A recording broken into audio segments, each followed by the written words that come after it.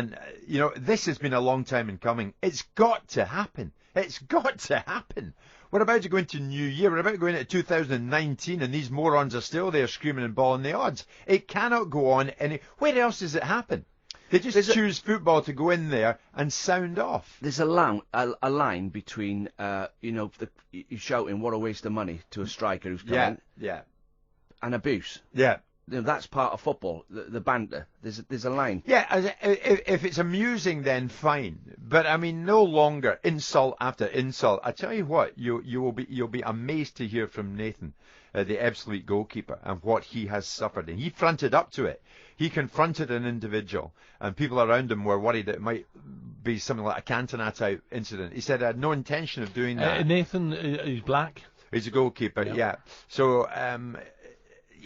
I reckon he hits the nail on the head. It's got so bad. Even when he comes away from the game and heads home, he gets it online.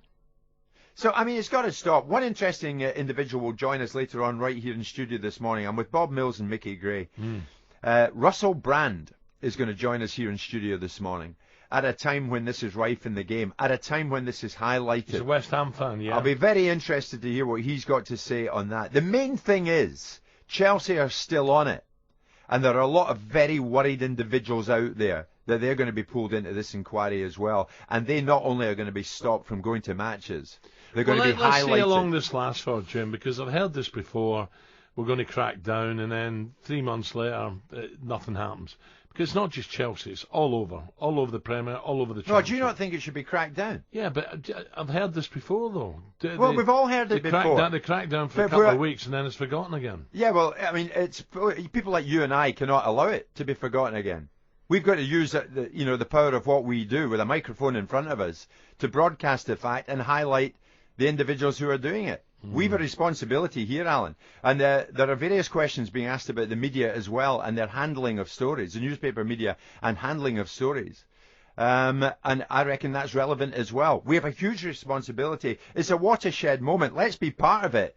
Let's kick this scum out. Is what you're talking about there is where Phil Foden was buying his parents a house? Buying his mother a house. And the other boy, the Manchester City boy, the black lad, who was buying a house for $2.25 million, it was frowned upon largely. Questions were being asked because he's yet to play a first-team match for City. I mean, it's a nonsense. But Sterling's right to flag it up. That player, if he's given a load of money, right, a contract worth $5 or $6 million, you would advise him to buy a big house. To put your money into property. But a lot of people, listen, this is not, and this for me, it's not white or black. A kid who's never kicked a game in the Premier is buying a £2.25 million house.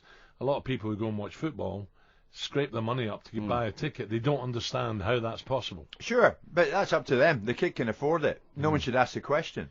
The bottom line is we have a responsibility, Alan. You say 3 months down the line, you can't afford is this going to be addressed? You can't afford to take your kids to the game. You might turn around and say, well, the game's gone. There's something wrong here. Yeah, we know that, but that's a different argument altogether. I've just said that, but I'm not going to stop talking about it. Yeah, it's a different argument altogether. Though. Why should the boy be questioned? No, then it's up to individuals to say, I'm not going to football anymore. No, it's up, well, don't.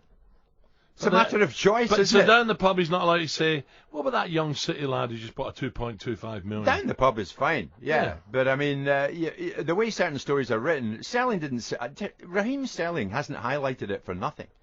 He's got a point. Yeah, but the way stories are covered. Jim, I sound as if I'm trying to back these guys up. I'm not. I don't think 3 months down the line we're going to be talking about this. I look at all the abuse that Rooney's taken, Beckham when he gets sent off in the World Cup. Other people have been slaughtered, Gaza. You know, it's not just. I understand that what happened to Chelsea is diabolical, has to be stopped. But there's a lot of other guys out there have been hammered and hammered and hammered. What's your point? My point is, you know, it's a game of football. You should have an opinion as long as you're not racist. And my point is, the newspapers have been hammered for this one article where this young kid has bought a $2.25 million. Well, all the times Rooney's been hammered for what he's done. So did Raheem Sterling not have a point? I don't think the press are out of order, personally.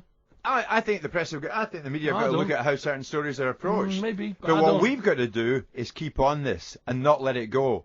Or, as you say, 3 months down the line, is anything going to be achieved? We'll see. Well, as long as we assume our responsibility, and I'm very keen to hear Russell Brand on this, then we might make a dent on this. Well, Russell's a West Ham And fan, the right? He's a West Ham fan. The gnarling, grimacing and I know for people a fact that we saw at Stamford Bridge might not be back. I know for a fact it goes on at West Ham. Of course it goes on at West Ham. Got to say. Exactly. His voice is relevant in this.